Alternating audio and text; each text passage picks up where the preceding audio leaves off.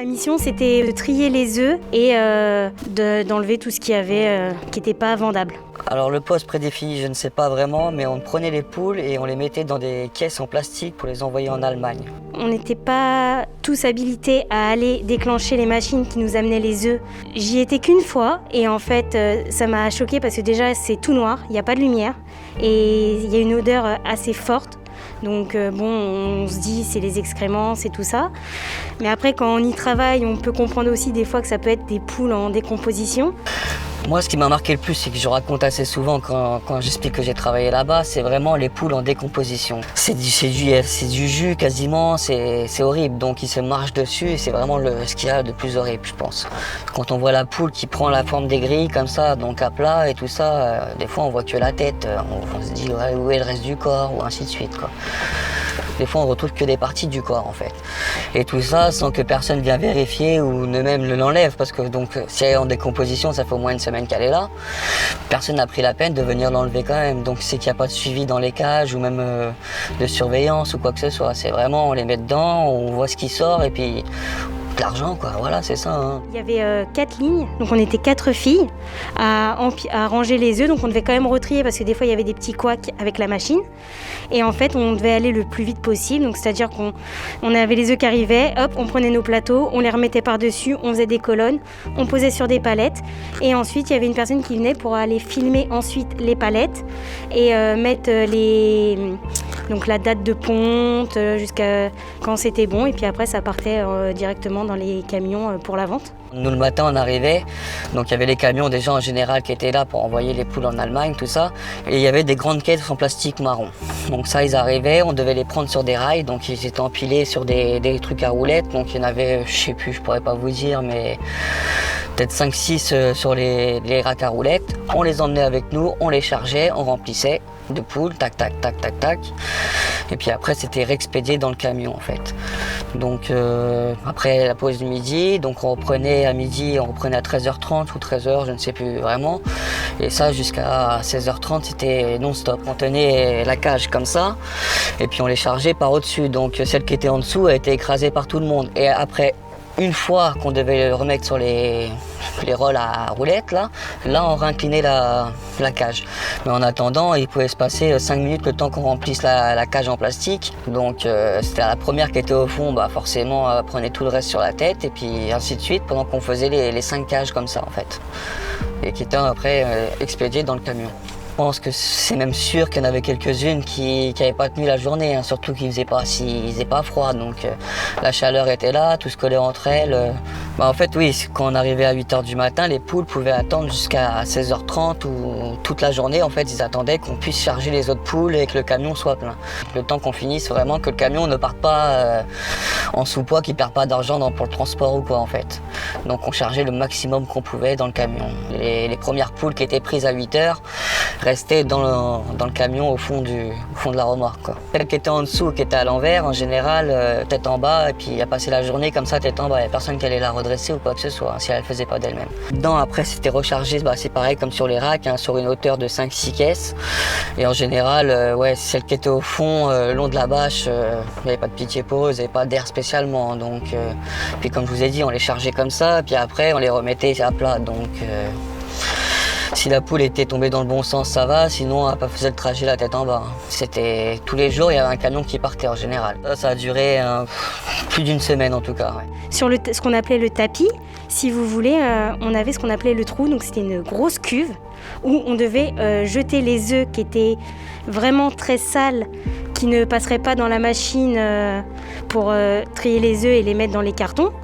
Et en fait, donc à ce fameux trou, si vous voulez, des fois on avait des têtes de poules qui avaient été décapitées, des morceaux de pâte, et du coup il fallait les enlever nous-mêmes pour pas que ça bloque en fait la machine et la chaîne. Quand vous êtes en fin de ligne, c'est les œufs les plus propres en fait, c'est ce qu'on vend. Alors qu'au trou, comme j'ai pu le dire tout à l'heure, c'est vraiment les œufs les plus sales, qui sont un peu cassés, les morceaux de poule. Et c'était quand même tous les jours. Tous les jours, au moins une fois dans la journée, on avait un morceau de poule qui arrivait. Les œufs qui sont vendus, du coup, sont en contact avec les excréments, avec les morceaux de poule coupés, puisque de toute manière, c'est nous qui faisions le premier tri, donc quand on était au trou, des œufs à enlever, et après les œufs continuaient jusqu'à la machine, et la machine faisait un deuxième tri. Mais jusqu'au moment où nous, on intervient, tous les œufs sont ensemble, il n'y a pas de séparation dès le départ. On était livrés à nous-mêmes. Bon, on voyait qu'il y en avait certains qui étaient habitués à faire ça. C'est une routine, je crois que c'était tous les 6 mois ou un truc comme ça, je pourrais pas vous dire de bêtises. Mais c'était une routine, c'était régulier apparemment. Et les gens étaient assez habitués, donc on regardait ce qu'ils faisaient et puis on reproduisait la même chose, quoi. On a eu un briefing une fois, mais après, au niveau du briefing, c'est pareil. C'est un employé, il nous a dit on fait comme ça, on fait comme ci, et puis vous suivez les autres, ça ira bien, quoi. Mais ouais, c'est pas vraiment un briefing, quoi. On nous a juste expliqué qu'il fallait chercher les rôles, charger les poules et remettre là-dedans. Quand on les attrapait, ils nous picoraient les mains. Et ça nous faisait, on avait les mains esquintées avec les piqûres, avec les pincements des becs, quoi, en fait. Elles se débattaient, forcément, ouais, ils savaient ce qui allait leur arriver, je pense. Donc, ils avaient peur, c'était dans le noir toute la journée, donc, ouais, c'était quelque chose.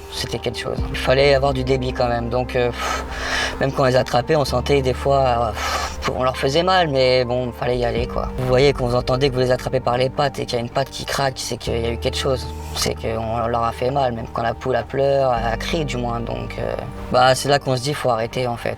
C'est pas un boulot, ce n'est pas un boulot en fait. Tout simplement, c'est pas des choses à faire. On rentre chez nous, on sent la fiente. Je me dis il faut le faire parce qu'il faut manger et tout ça, on a besoin d'argent, mais au bout d'un moment, faut dire stop. Même si on a besoin d'argent, je pense qu'il y a des pratiques à ne pas faire en fait. Donc c'est pour ça que j'ai prévenu après, comme quoi j'ai arrêté la mission en fait. C'est un manque d'hygiène total, c'est de l'acharnement sur les animaux, Non, c'était plus possible en fait. Nous, on s'occupait vraiment que des œufs. On n'avait pas à aller dans les poulaillers, on était vraiment cantonnés aux œufs. La seule qui pouvait aller dans les poulaillers, c'était cette personne-là qui était la plus ancienne et une collègue qui avait été formée, qui venait dans les débuts pour lancer la machine. Oui, je pense qu'on nous cachait des choses puisque de toute manière, il n'y avait pas de communication. Donc les employeurs, on ne les voyait jamais. C'était en coup de vent. Et ensuite, les questions que vous en aviez, c'était à cette personne-là qui ça faisait longtemps qu'elle travaillait là, mais sinon, il n'y avait personne pour répondre aux questions au final. Une journée type, en général, je commençais, il devait être 6h du matin. Alors ça, on savait toujours l'heure à laquelle on commençait, mais jamais à laquelle on finissait, parce que tout dépendait donc des œufs qu'on avait, donc des poulaillers qui avaient été vidés. Et donc après, ça dépendait, on échangeait, donc soit on était au trou, soit on était en fin de ligne, pour ranger et mettre sur palette les œufs. Et en général, moi j'évitais d'aller au trou parce que ça me donnait des hauts de cœur, parce que je supportais pas. Et puis quand on vous dit en plus sans gants, sans rien, avec vos mains, faut enlever la tête des poules, les pattes des poules ou les ailes.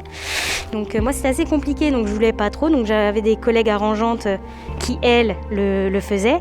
Donc moi j'étais en fin de ligne.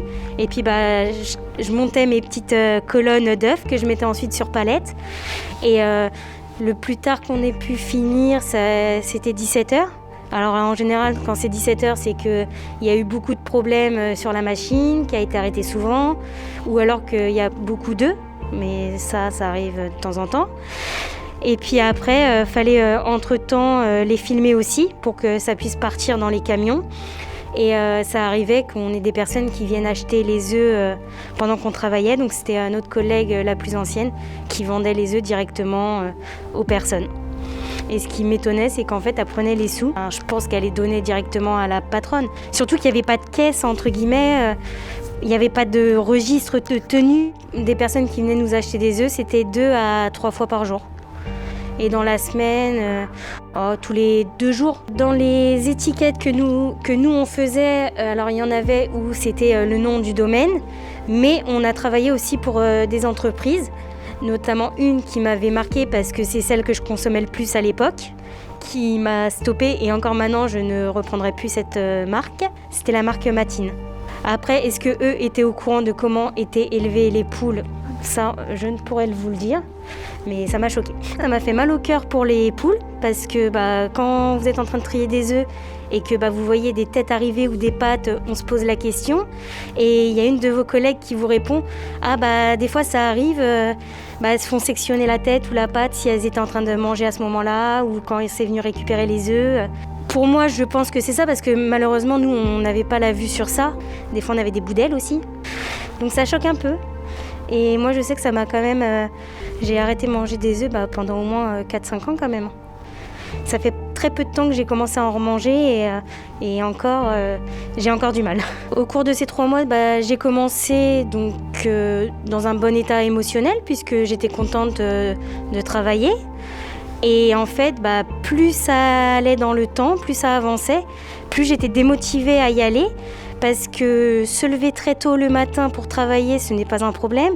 Mais de se dire d'arriver là-bas, d'avoir des odeurs nauséabondes et d'arriver à trouver des têtes de poules mortes, c'est assez... Ça prend au cœur au bout d'un moment. Ça fait mal au cœur, surtout quand on aime les animaux. Peu de temps avant que je m'en aille, ils ont vidé les poulaillers. Donc les poules sont parties, on ne sait pas où. En fait, le matin, donc, j'étais arrivée, donc j'ai une de mes collègues qui m'a dit que ça serait une petite journée, donc je lui ai demandé pourquoi. Donc c'est là qu'elle m'a expliqué qu'en fait, on vidait les poulaillers, donc il y avait de moins en moins de poules. Donc j'ai demandé pourquoi on vide les poulaillers, tout simplement. Et elle m'a répondu que c'était comme ça, 1 à 2 fois par an, pour apparemment nettoyer les poulaillers, mais que les poules partaient, mais on ne savait pas où par camion. Et qu'après, des nouvelles poules allaient arriver. Donc on ne sait pas du tout où terminent ces poules et à mon avis, dans l'état de fatigue où elles doivent être, après avoir subi cette vie médiocre, à mon avis, c'est pas pour aller dans un champ. Moi, la seule question que j'ai posée, où c'est que ça partait, quoi. Donc c'est ça qu'on m'a répondu, ça sert à faire des nuggets en Allemagne. Donc après, je ne sais pas vraiment, même la façon de comment étaient rechargées les caisses, les poulaillers, je ne sais pas vraiment. Le seul truc que j'ai, ce que j'ai fait, quoi, en fait. Donc c'est-à-dire expédier les poules de leur poulailler jusqu'au camion, en fait. Nous, on était 2-3 personnes maximum envoyées par tremplin et le reste venait de l'extérieur, en fait. J'allais les chercher à mes rues et les ramener sur le domaine de la ferme, en fait. Et tous ces gens-là étaient payés, je pense, en liquide, puisqu'ils prenaient une enveloppe, pendant que nous, on avait nos heures, vu qu'on était de chez Tremplin, à faire remplir. Et ils repartaient, c'est pareil, avec des poules qu'ils égorgeaient directement derrière le hangar. Donc c'était un peu leur petit supplément quand ils partaient de la ferme, en fait. Tous les jours, ils repartaient avec 3-4 poules qu'ils égorgeaient derrière le hangar. Moi, en arrivant à 8h du matin, en général, ça suivait pas très loin. On avait le petit utilitaire qui arrivait avec les gens du foyer de mes rues. Donc là, c'était assez folklore parce qu'on les voyait 7-8 derrière dans le fourgon, en fait. Et après, c'est des gens qui travaillaient avec nous. Et avant toute fin de poste, donc à 16h30, ils prenaient des poules qu'ils retrouvaient dans le hangar et qu'ils allaient égorger par rapport, pour pas les emmener vivantes, comme le patron ne voulait pas qu'on les emmène vivantes au foyer, en fait. Donc ils prenaient les plus belles poules qu'ils trouvaient dans la journée et les remettaient dans un box qui avait été vidé, comme ça ils savaient où la retrouver. Et puis voilà, à la fin de la journée, vu que c'était la plus grosse et tout ça, puis ils leur faisaient leur fête et puis ils rentraient chez eux, puis c'était le repas du soir, je pense. Comme on était obligé de travailler assez vite, si vous voulez, donc on devait faire des palettes quand même assez hautes et assez vite. Et on était tellement pressés parce que la machine, elle s'arrête pas en fait. Donc si vous étiez trop lent, ça s'accumulait et puis c'était une catastrophe. Mais au bout d'un moment, il y avait des couacs et les palettes tombaient, donc il y avait de la casse. Donc dans ces moments-là, il fallait tout de suite nettoyer et puis on se faisait taper sur les dos aussi. L'employeur ne venait pas forcément voir ce qui se passait ou nous aider. On savait juste le lendemain qu'on allait se faire taper sur les doigts parce que ça allait être remonté par la personne qui justement attendait les palettes pour les filmer, qui disait voilà, on a pris du retard parce que je pense qu'il y en avait certaines qui pouvaient en souffrir. Parce qu'on a une de nos collègues dans la même semaine qui s'est mis en arrêt maladie à quelques jours d'intervalle. Donc soit elle a vraiment pas de chance ou soit ça pouvait être, je pense, vu que c'était souvent elle qui était au trou, peut-être un trop-plein, qu'elle en avait marre parce que c'est pas facile d'y être à cette place-là. Et après, on avait aussi la plus ancienne de nos collègues qui râlait souvent. En dehors, quand on prenait nos pauses, elle était souriante, elle rigolait. Et dès qu'on revenait dans l'entrepôt et que du coup on se remettait au travail, elle s'énervait très très facilement. Si je devais dire aux personnes qui ne veulent pas que cet endroit ferme, qu'il faut le fermer, déjà la première chose c'est pour le bien-être des poules, parce que je pense que d'être élevées comme ça en batterie, les conditions qu'elles peuvent subir quand nous on voit sur la ligne des œufs qui nous arrivaient, les morceaux de poule qui pouvaient être décapités. Déjà ça c'est quelque chose qu'aucun animal ne devrait subir. Et après au niveau du travail, c'est pas un travail plaisant, surtout qu'il y a du stress dans la rapidité parce que la machine elle va vite donc faut suivre.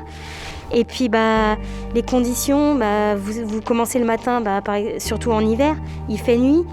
Selon combien il y a d'œufs à trier, vous pouvez partir, il fait nuit, donc vous voyez pas, comme les poules en fait, vous voyez pas le jour non plus. Et puis surtout cette place d'être au trou en fait et de trier des œufs qui sont très sales, des excréments, l'odeur, parce que du coup les cuves elles se remplissaient quand même assez vite, et puis un œuf qui macère, ça sent très fort. Donc je pense que le mieux c'est que l'endroit soit fermé, et vraiment que ça soit pour les poules ou pour ceux qui y travaillent, je pense que c'est quand même beaucoup mieux de le fermer. C'est là qu'on se dit faut arrêter en fait. C'est pas un boulot, ce n'est pas un boulot en fait. Tout simplement, c'est pas des choses à faire. Je sais que moi je ne suis plus retourné. Après les autres je pourrais pas vous dire, on n'a pas parlé spécialement. Mais je pense que je ne suis pas le premier, je suis pas le dernier non plus à arrêter la mission en fait. Ça devrait être fermé. Les grandes structures comme ça, d'élevage, devraient être fermées. Ces conditions-là ne devraient pas exister de nos jours en fait. Franchement, je n'ai pas eu envie de retravailler dans des élevages parce que pas envie d'être déçue comme je l'ai été là. Et surtout, aimant les animaux, j'avais peur de voir l'envers du décor.